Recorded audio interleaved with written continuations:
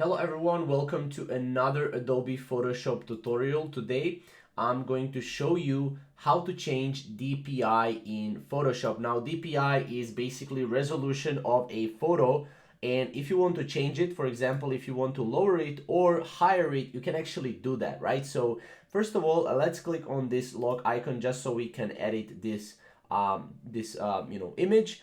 And first of all, what we can do is go to image and then go to image size.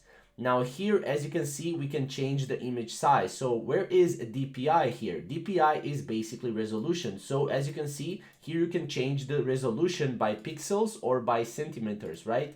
I will just leave pixels an inch, and let's say you want to change it from 72 to 300, right?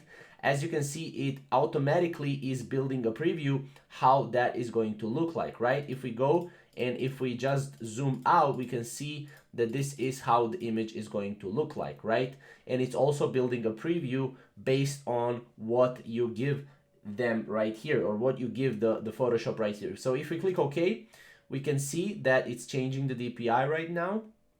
So we'll need to wait just a couple of seconds, and as you can see, it changed the DPI, and this is how the final image looks, right? It looks a little bit sharper, right?